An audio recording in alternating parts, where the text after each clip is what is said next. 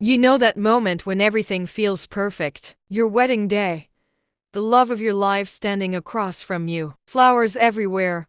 Everyone smiling. And then you see something that makes your blood run ice cold. One tiny movement. One hand reaching into a purse. One pinch of white powder dropping into your champagne glass. I saw it happen. And in the next 3 seconds, I made a choice that changed the rest of my life. I didn't scream. I didn't cry. I just smiled and switched our glasses. Hey guys, if you're new here, welcome to the place where we tell the stories that hit you right in the chest. The ones about love that fights back, family that breaks your heart, and the kind of revenge that feels like justice wearing high heels. If this kind of raw emotional storytelling is your thing, hit that subscribe button right now so you don't miss what's coming. Seriously, these stories get intense and I don't hold back. And while you're down there in the comments, tell me, where are you watching from today? My name is Emily.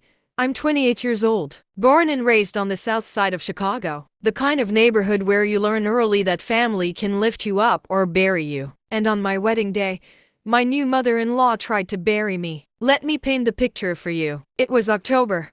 Golden leaves everywhere. The kind of crisp fall day Chicago does so beautifully when it's not trying to freeze you. We got married at this stunning old manor just outside the city's stone walls. Ivy climbing up, fairy lights already glowing even though the sun was still up. I'd spent 9 months planning every single detail. The ivory lace dress that made me feel like I was floating. The playlist Alex and I made together back in college. The 3-tier vanilla rose cake with our little plastic figures on top me. In a tiny dress, him in a tux, both of us laughing like idiots. Alex proposed to me on the lakefront trail at sunrise 2 years earlier. We'd been together since senior year of high school, broke up once in college for 6 painful months. Then found our way back like we were always meant to. He was my safe place. My goofy, loyal, big-hearted guy who still texted me good morning even when he was lying right next to me. But his mom, Karen, she never really warmed up to me. Karen grew up in a small town outside Milwaukee. Classic Midwestern matriarch, always the one hosting Thanksgiving, always the one deciding whose plate gets the biggest slice of pie. When Alex brought me home the first time,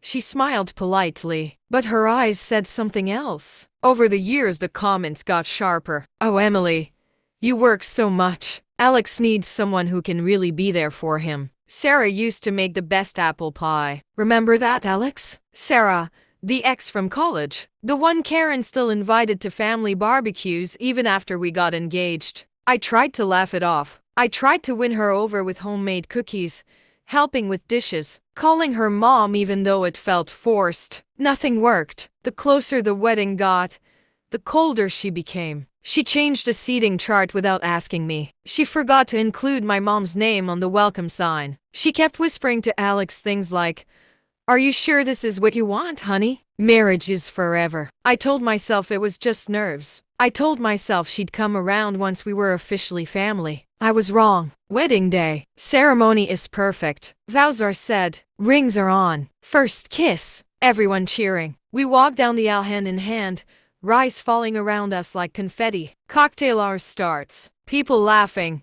Champagne flowing. I step away for 5 minutes just to touch up my lipstick and breathe. When I come back around the corner, I see her, Karen, standing at the sweetheart table. My glass, the one with the little bride tag tied around the stem, is right in front of her. She glances left, glances right. Then her hand slips into her small cream purse, pulls out a tiny glass vial, unscrews the cap with shaking fingers, tips white powder into my champagne, swirls it once with her pinky, sets the glass back down exactly where it was. Then she straightens her pearl necklace, plasters on that sweet mother's smile, and walks away like she just fixed a napkin. My heart slammed so hard I thought I'd pass out. I stood there in the shadows, veil still over my shoulders, bouquet trembling in my hands. A million thoughts crashed through my head and about for seconds. Is that poison? Sleeping pills? Something to make me sick in front of everyone? Why? Why on my wedding day? I looked around. No one saw. The DJ was playing our song. Guests were laughing. Alex was across the lawn talking to his cousins. I had maybe 15 seconds before someone noticed me standing there frozen. So I did the only thing my shaking body would let me do. I walked straight to the table, picked up my glass, picked up hers, the one next to it,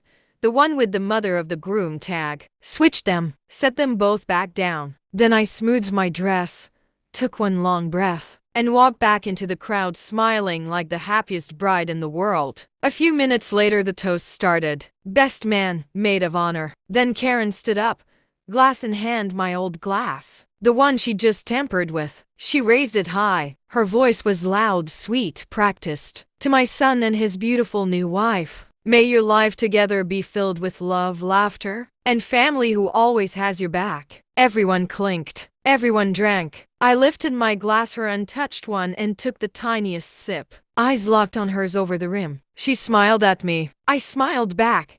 Bigger. And that's when I saw it. The tiniest flicker across her face. Her throat moved. She swallowed. And something in her eyes changed. She didn't know it yet. But the game had already flipped.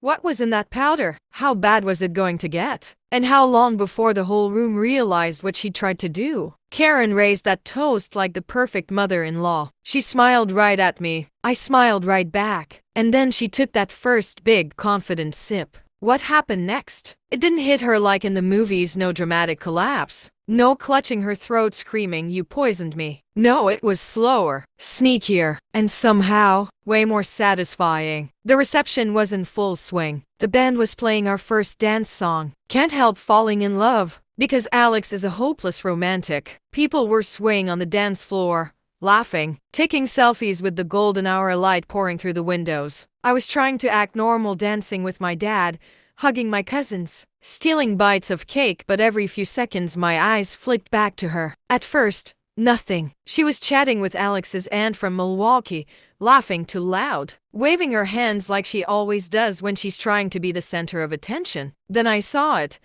She pressed two fingers to her temple, just for a second. A tiny wince. She shook it off, took another sip. Big mistake. 5 minutes later, she was fanning herself with a cocktail napkin. Phew, it's warm in here, she said to no one in particular. But the air conditioning was blasting. I could feel goosebumps on my arms. Her cheeks were getting flushed.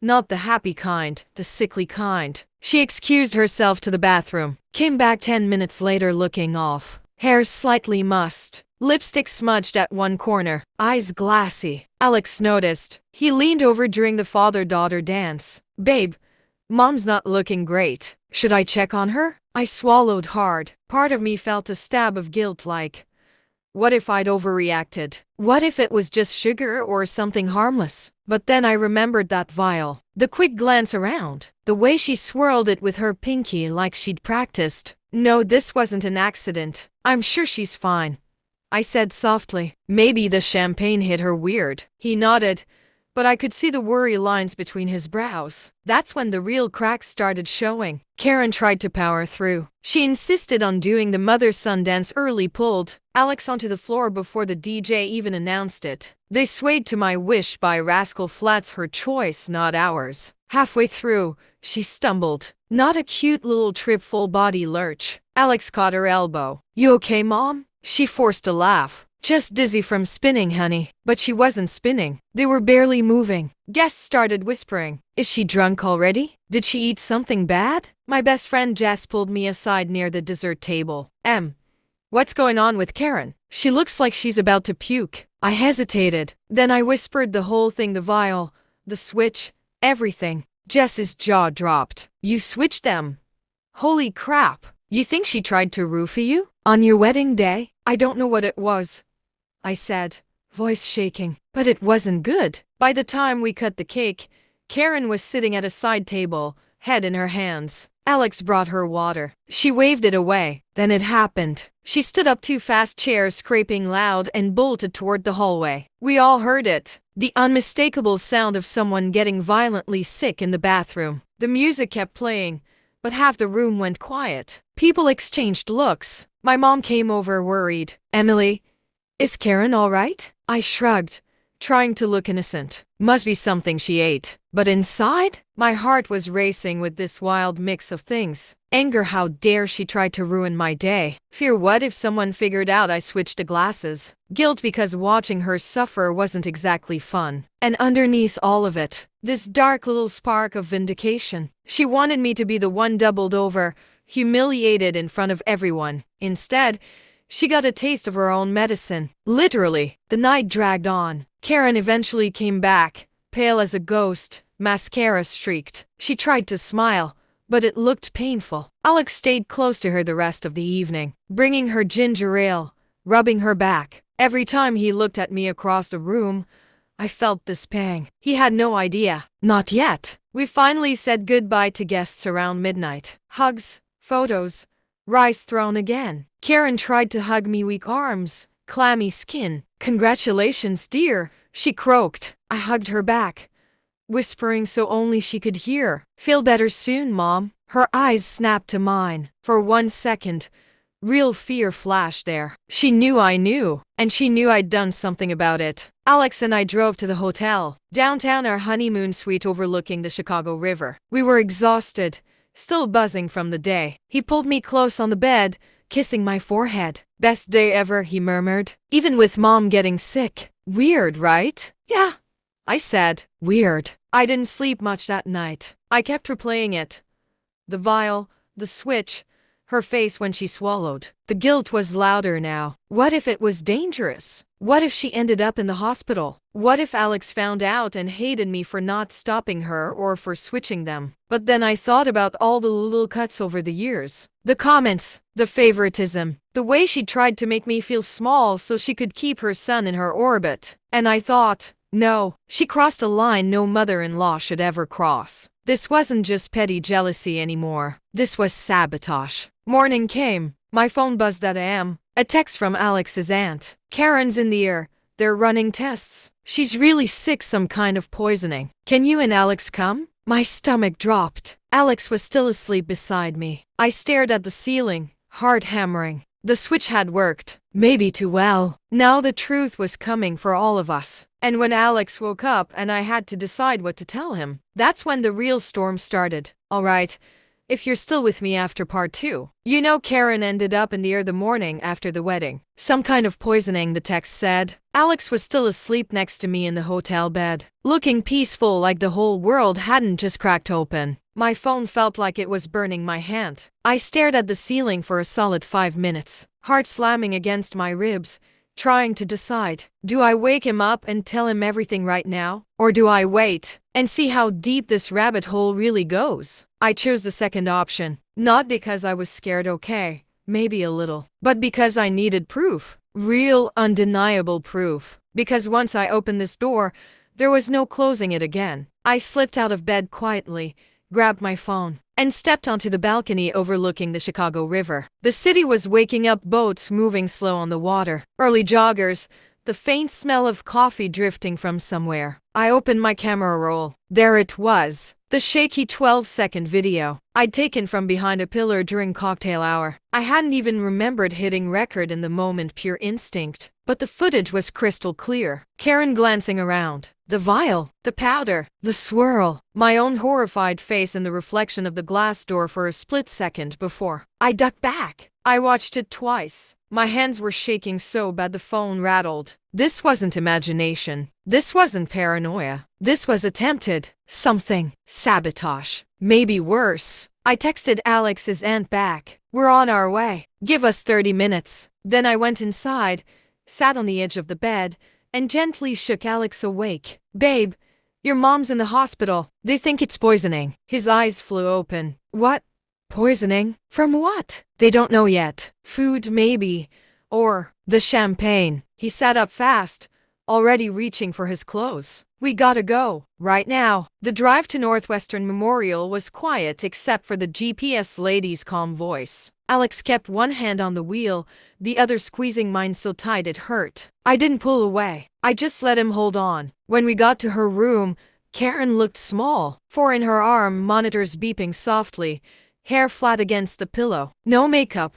No perfect smile. Just a tired, scared woman who suddenly looked at every one of her 58 years. Alex rushed to her side. "Mom, what happened? Are you okay?" She managed a weak smile. "Food poisoning, they think. Bad shrimp or something." Her eyes flicked to me standing in the doorway. I didn't smile back. The doctor came in a minute later, young guy, kind eyes. Mrs. Thompson ingested a substance that caused severe gastrointestinal distress and mild sedation. We've flushed her system. She's stable now, but we need to know what it was. Any idea where it came from? Karen's face went blank. No idea. Alex looked at me confused. I took a slow breath. Actually, I might know. I pulled out my phone. Hit play. The room went dead silent except for the tiny speaker sound of the video. Karen's hand moving, the powder falling like snow. Alex's face changed in slow motion confusion to shock to something I'd never seen on him before. Hurt. Deep, bone-level hurt. He turned to his mom. Mom, what is this? Her mouth opened, closed, opened again. Tears started sliding down her cheeks. I didn't mean. Didn't mean what? Alex's voice cracked. To drug my wife? On our wedding day? It wasn't poison, she whispered. It was just something to make her sick. Sick enough that the night would be ruined. That you'd see she wasn't right for you. Alex stepped back like she'd slapped him. Why? Because I was scared. She sobbed. Scared of losing you. You've changed since her. You don't call as much. You don't come home for holidays the way you used to. Sarah understood our family. Emily. She's always so busy, so independent. I thought if the wedding went badly, you'd rethink it. I felt sick. Not from any powder, from the words. She wasn't just jealous. She was terrified. And she'd rather destroy my life than face her own fear. Alex's voice dropped low. You could have killed her. No. Yes. I cut in, stepping forward. You don't know what was in that vial. You didn't care. You just wanted me gone. Karen cried harder. I'm sorry. I'm so sorry. Alex slipped between us, eyes red. I need air, he said quietly, and walked out. I stayed, not because I wanted to comfort her, because I needed answers. Why me? I asked. What did I ever do to you except love your son? She wiped her face with the hospital sheet. You took him, not on purpose, but you did. And I couldn't handle it. I built my whole life around being his mom. When his dad left, Alex was all I had. I didn't know how to let go. The room felt smaller. I didn't forgive her, not even close. But I understood the pain. That didn't make what she did okay. Alex came back 20 minutes later, eyes puffy, but steady. He sat on the edge of the bed. Mom, this can't happen again. Ever. She nodded frantically. I know. I'll get help. Therapy. Whatever it takes. He looked at me. What do you want to do? I thought about it. Really thought. I want boundaries. Real ones. And I want her to own this. Not just to us, to the family. No more secrets. No more whispers about Sarah. No more changing plans behind my back. Alex nodded. Then he turned to Karen. You almost broke us. But you didn't. And now, you're going to fix what you can. We left the hospital together, hand in hand, but heavier than when we walked in. In the elevator, Alex pulled me close. I'm so sorry, Em. I should have seen it sooner. You couldn't have, I whispered. She hid it from both of us. That afternoon we called a family meeting virtual, because half were still recovering from the reception. Aunts, uncles, Alex's sister Mia from Boston on FaceTime. We played the video, explained everything. No sugarcoating. The tears, the yelling, the stunned silence. Mia was the first to speak. Mom, how could you? Karen cried again, but this time, she didn't make excuses. She just said, I was wrong. I hurt the people I love most. I'll do whatever it takes to make it right. By the end of the call, boundaries were set. Therapy mandatory. No contact with Sarah ever. And Karen would write each of us a real apology. Not a quick text. A letter.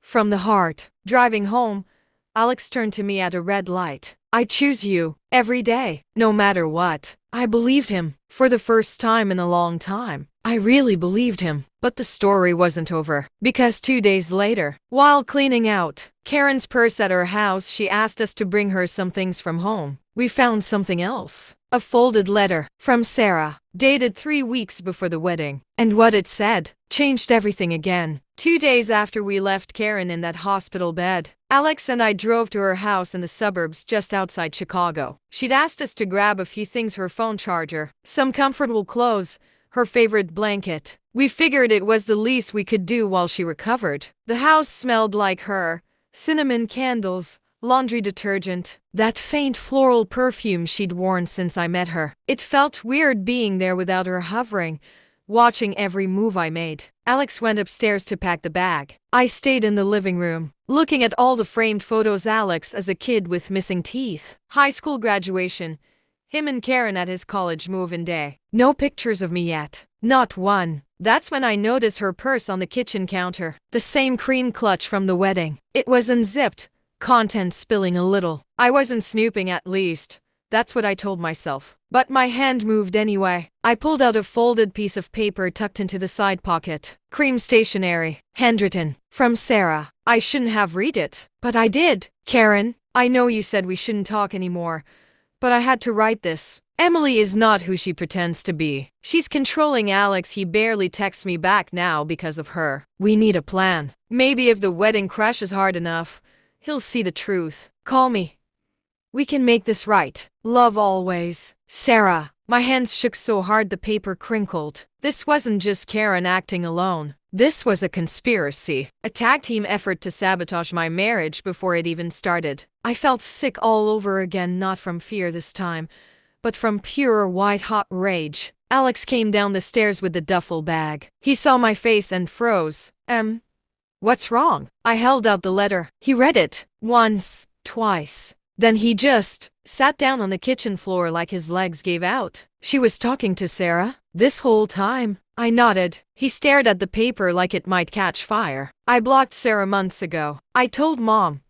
She said she understood. She lied, I said quietly. He crumpled the letter in his fist. Tears slipped down his cheeks, silent ones. I thought it was just Mom being overprotective. I didn't know she was this. We didn't speak the whole drive back to the hospital. When we walked into Karen's room, she looked hopeful for a second, like maybe we'd come to forgive her. Then she saw our faces and the letter in Alex's hand. He didn't yell. He didn't need to. He just laid the paper on her blanket. Explain. Karen's eyes darted to it. Color drained from her face.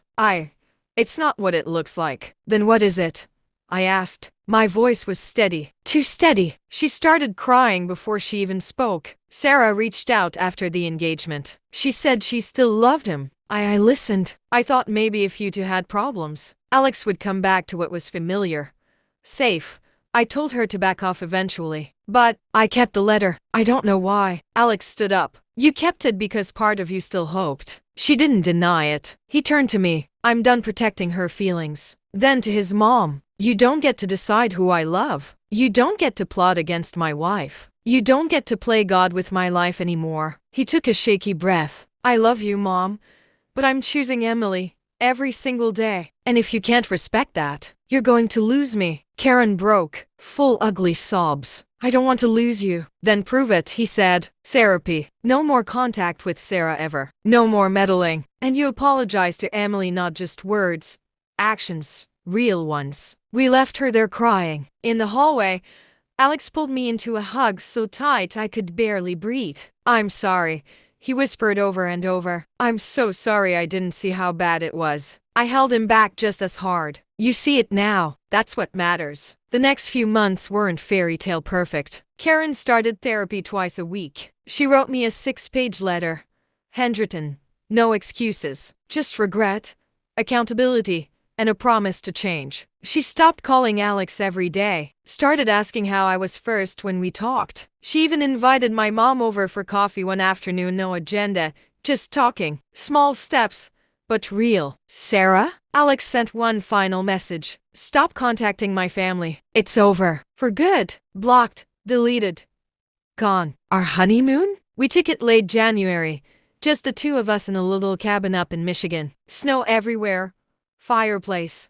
No phones for days. We talked about everything. The wedding, the betrayal, the fear. And we came out stronger. He proposed again on one knee in the snow. Same ring, new promise. I choose you, he said, no matter who tries to pull me away. I said yes, again, and meant it more than ever. Looking back now, that powder in the glass? It wasn't just poison. It was the thing that forced every hidden crack into the open. It hurt like hell, but it also saved us. Because secrets don't die quietly, they fester. And sometimes you have to switch the glasses to make the truth drink first. If you're watching this and you've ever felt like the outsider in your own family, if you've ever caught someone you trusted trying to tear you down, know this.